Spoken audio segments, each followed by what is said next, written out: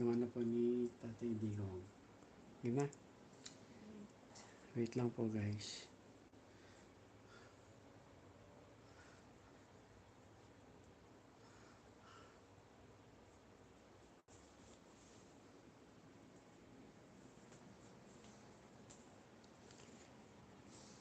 Ito naman ang nagta-translate naman dito ngayon guys. English naman. Ah, nagtatanong yung mga Netherlands language, pero ang translator nila meron siyang English. Sana meron din sanang Filipino translator kung sakali.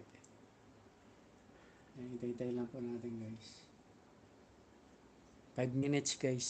5 minutes. English. English naman yung translation niya. Ayan. Hintay ko lang si mama para ano.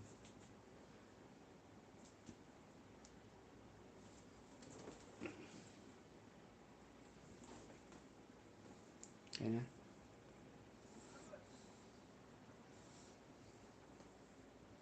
Salamat sa mga dumadaan dyan. Ayan, may dalawa agad oh. Teka guys, oh nawala agad.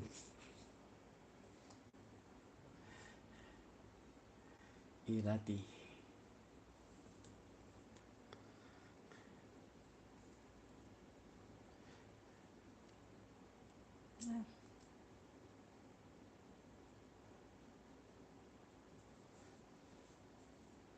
So ayan guys, live ulit tayo ngayon sa part 2 ni Tatay Digong. Live.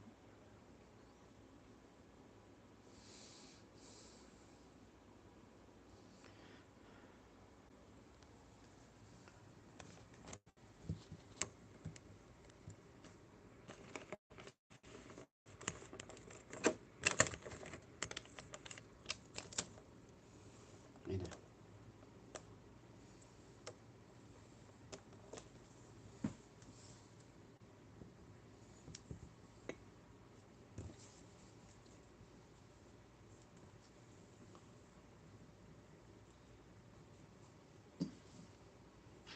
All rise, veuillez vous lever. The International Criminal Court is now in session. L'audience de la Cour pénale internationale est ouverte. English Netherlands language guys.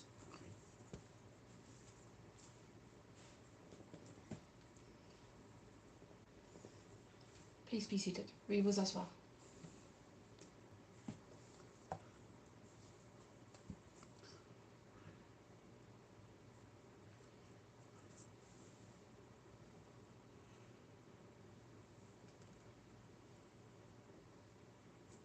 Terre est maintenant ouverte.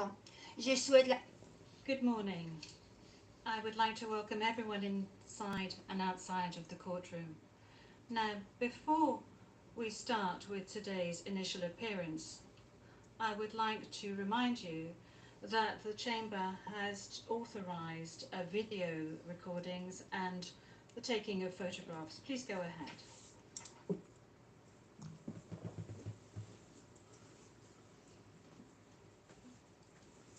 Je vous remercie, vous avez une... Thank you. You have 1 minute to take photographs and record videos.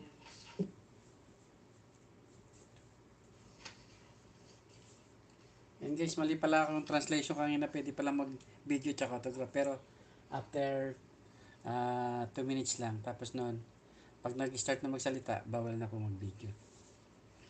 Enjoy watching guys. Thank you very much. Court officer, please, could you please call the case? Thank you, Madam President. Your Honours. The situation in the Republic of the Philippines case, the prosecutor versus Mr. Rodrigo Roa Duterte. Case number ICC 0121-0125. And we are in open session. Merci beaucoup. Thank you very much. I will now ask the parties to introduce themselves, starting with the Office of the Prosecutor. Please pause before speaking and speak slowly to allow the interpreters to interpret appropriately. May I ask you to introduce yourself and to confirm whether the list of your staff that I received prior to the hearing is correct, Mr. Prosecutor? President, Your Honours, good morning. The list is correct. Once again, Deputy Prosecutor Manjay Niang to my left, Trial Lawyer Edward Jeremy behind us, Trial Lawyer Robin Croft, International Cooperation Advisor Chantel Daniels, and our very able case manager Grace Go. I'm Karim Khan, the prosecutor. Merci beaucoup. Thank you very much. I now turn to the counsel for the defence of Mr. Duterte.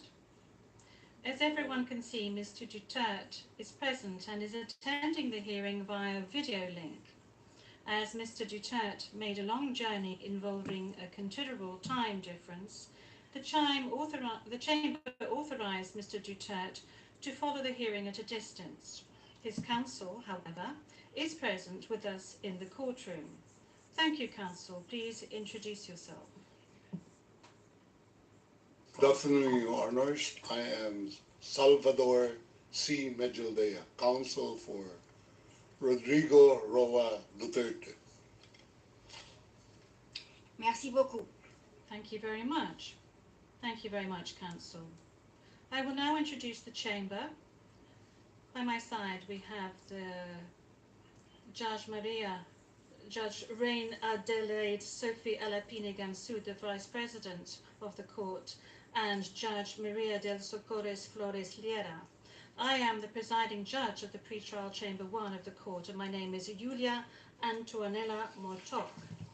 Now, I would like to speak to you, Mr. Duterte. I'm speaking French, but you are receiving interpretation of what I'm saying in English. I understand that you are at ease in the English language and that the interview yesterday at the detention centre was conducted in English and that you did not deem it necessary to request interpretation into any other language during this interview. This said, I would like firstly to confirm your identity. Could you provide us with your full names, please? I am Rodrigo Roa Duterte. That's my first middle name is Roa. The surname is Duterte.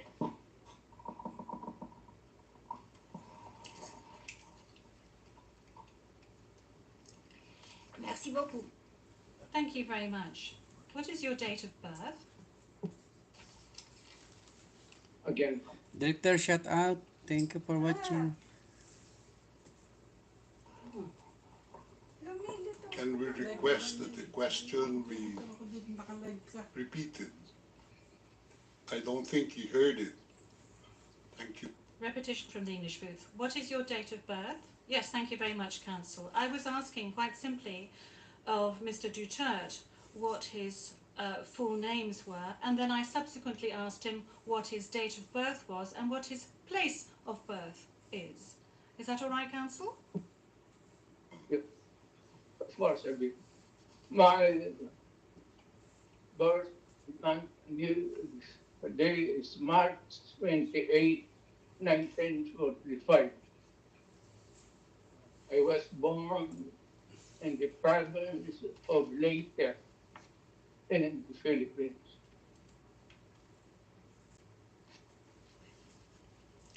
Merci beaucoup. Thank you very much. As a preliminary point. Very well. Thank you, Mr. Duterte. As a preliminary point, it is useful to clarify the nature and limited scope of this first appearance hearing. Today's hearing is neither the start of the trial, nor is it a confirmation of charges hearing. During today's hearing, no evidence will be collected or presented, and the issues of Mr. Duterte's guilt or innocence will therefore not be addressed. In accordance with Article 61 of the Rome Statute, the Court's founding treaty, and Rule 1211 of the Rules of Procedure and Evidence, the main purpose of this initial appearance is to answer 3 questions. Firstly, the Chamber must ensure that the person who was the subject of the arrest warrant, has been informed of the crimes of which he is accused. Second, the Chamber must ensure that this person has been informed of his rights as recognised by the Rome Statute. Third, the Chamber must set a date on which it intends to hold a confirmation of charges hearing. The Chamber notes that your counsel, Mr. Duterte, filed two motions, one in relation with today's hearing, and you may be aware that these two motions have not been accepted by the Chamber because of the nature of today's hearing. No further discussion on the matter is necessary during this hearing because, as I said at an earlier stage, the aim of this hearing today is to introduce the parties and to ascertain the charges and to set a date for the confirmation of charges hearing at a later stage. With regard to the first point, I recall that Mr. Duterte has received a copy of the warrant for his arrest and that a redacted version of the prosecutor's application for the issuance of the warrant of arrest is public.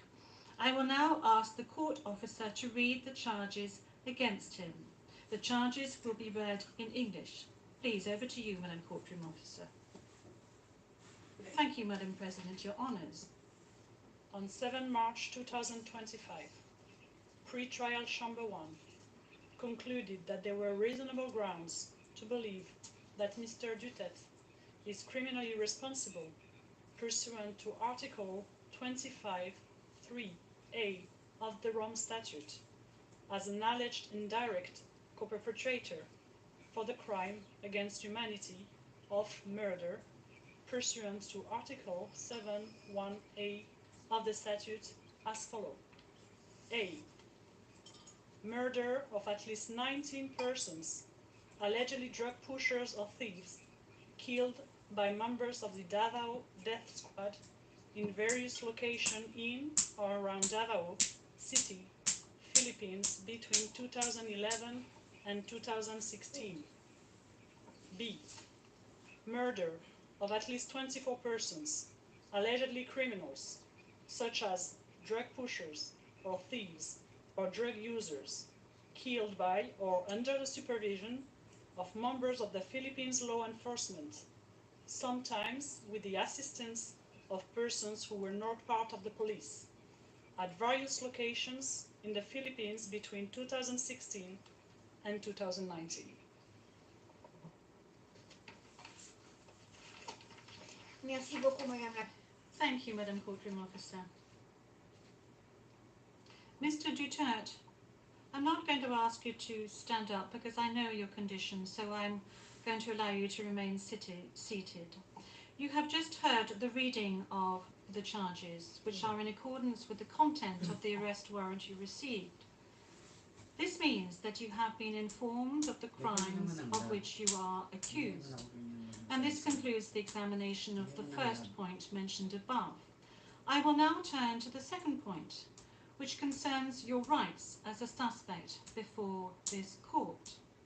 I will summarise some of these rights, which are of particular importance at this stage of the proceedings. Those rights are as follows. You can benefit from the assistance free of charge of a competent interpreter and benefit from the necessary translations to meet the requirements of fairness. You have the right to have the time and facilities necessary to prepare your defence and to communicate freely and confidentially with the counsel of your choice. You have the right to remain silent, and you cannot be forced to testify against yourself or to confess guilt. You can also make statements in your defence without taking an oath. In addition to any other disclosure provided for in the statute, the prosecutor must disclose to you, as soon as practicable, evidence in his possession or at his disposal that shows or tends to show your innocence or to mitigate your guilt, or that could undermine the credibility of the evidence against you. At the confirmation of charges hearing, you can contest the charges, challenge the evidence presented by the prosecutor, and present evidence. There will be no trial if the charges are not confirmed or if the proceedings against you are completed.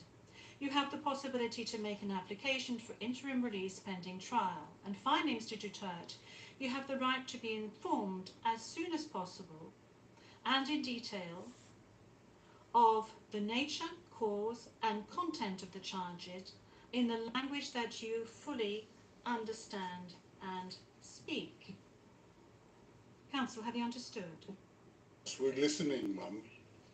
We're listening, and before it ends, may we be allowed to present a manifestation on the circumstances behind the delivery of Mr. Duterte in this chamber.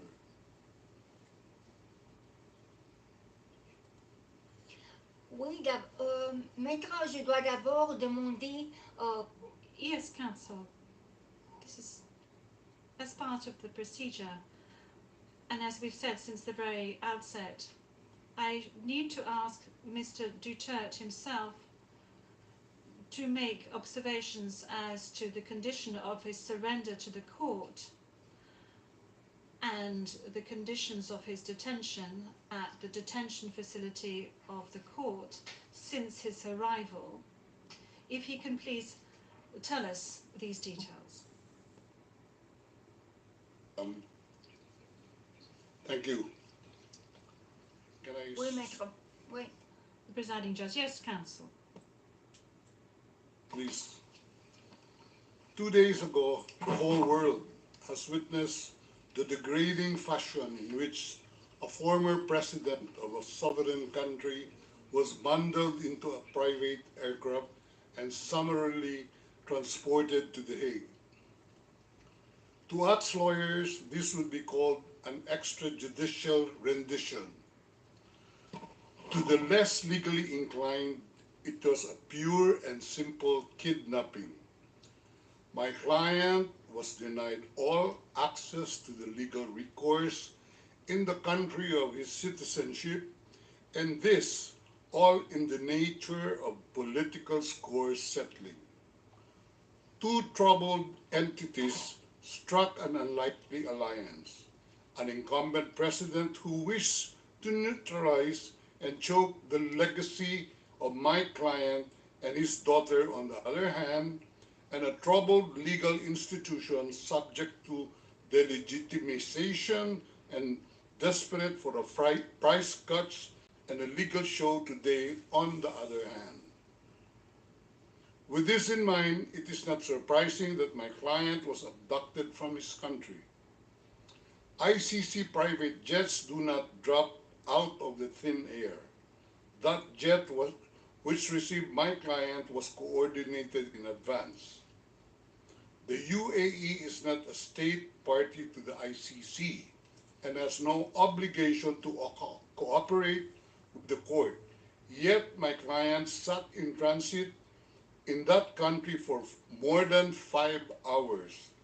I invite the registry's representative to present today in court to explain to the judges exactly how they believe this transfer was anything other than a gross abuse of process. Given the precipitous arrival of my client, an elderly man with debilitating medical issues, hard of hearing and poor of sight, he was taken to a hospital for observation. Only this morning have I met him for the first time with less than an hour to discuss legal issues. I have not been able to present him with a hard copy of the arrest warrant because we were not supplied with such. I have not even been able to explain to him what the prosecution requested when seeking the issuance of the arrest warrant. This is because the chamber only established a redacted version of the prosecution request last night. Other than to identify himself, my client is not able to contribute anything to this hearing. Most importantly, he is not able even to tell you that he has been informed of the charges as contained in the arrest warrant for a reason more pertinent to which I alluded in my written request to this honorable pretrial chamber this morning, and which is confidential in nature. Accordingly, I repeat my respectful request, which was rejected this morning, to postpone the substantive aspect of this hearing to the next week, when I will have the opportunity to sit with my client and to explain to him what a confirmation hearing is and what the disclosure is, and how the prosecution alleges that he committed crimes. I thank the court for its attention and regret to say that I do not have instructions to continue my submission any further today. Thank you.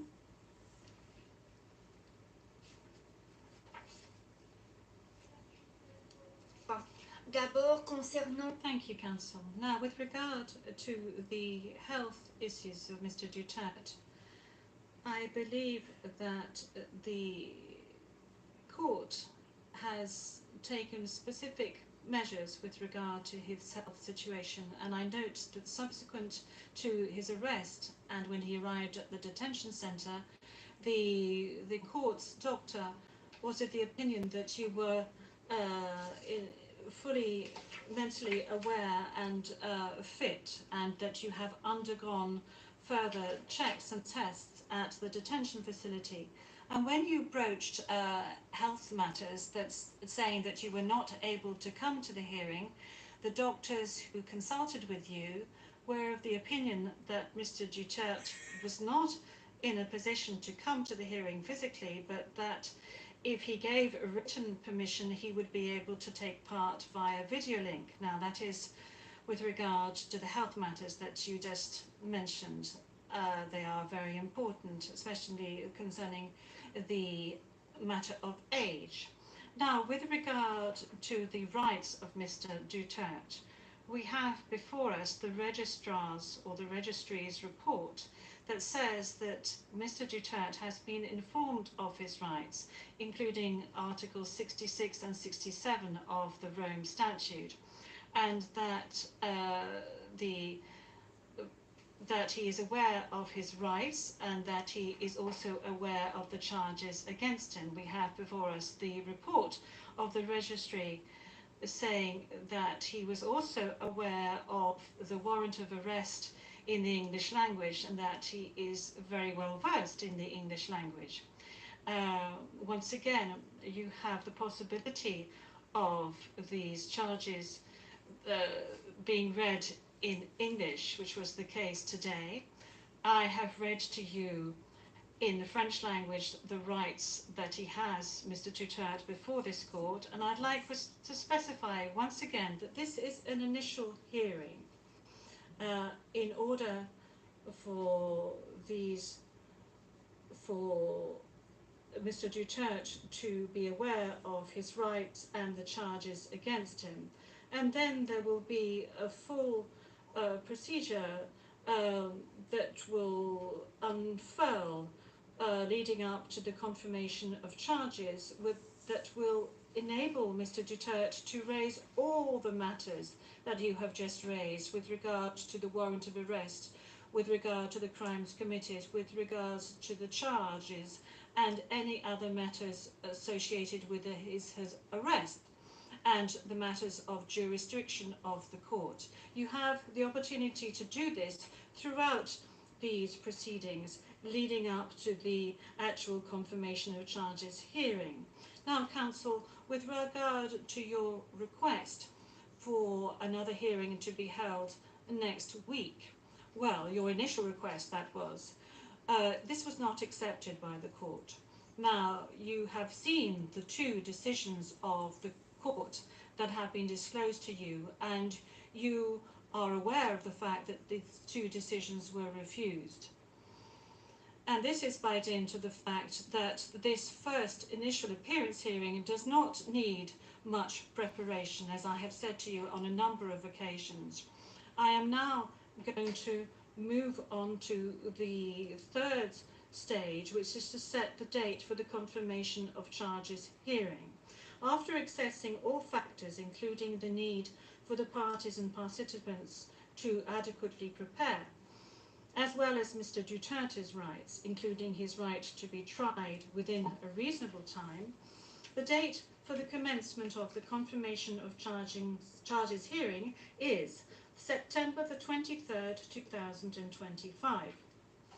I would add that in accordance with Rule 1217 of the Rules of Procedure and Evidence, this date may be postponed by the Chamber depending on the progress of the proceedings, either on its own motion or at the request of the prosecutor or the defence. Before concluding this hearing, I would like to inform the parties of the next procedural steps. First, I would like to recall that in accordance with Rule 1212B of the Rules of Procedure and Evidence, the Chamber holds status conferences to ensure a small exchange of information under satisfactory conditions. These conferences are organised either ex officio or at the request of the prosecutor or the defence.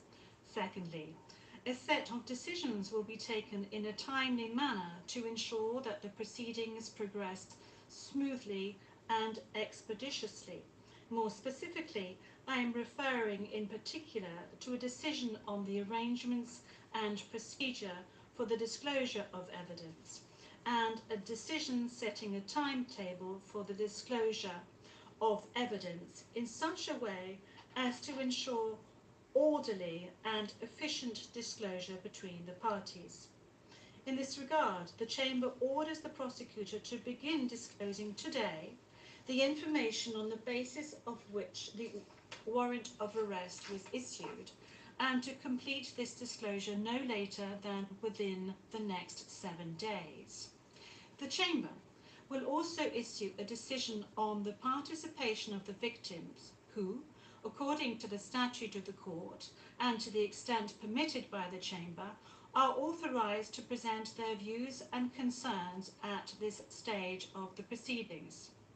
We have come to the end of Mr. Duterte's first appearance hearing. I would like to thank all the participants in this hearing, the interpreters and the stenographers. This concludes today's hearing.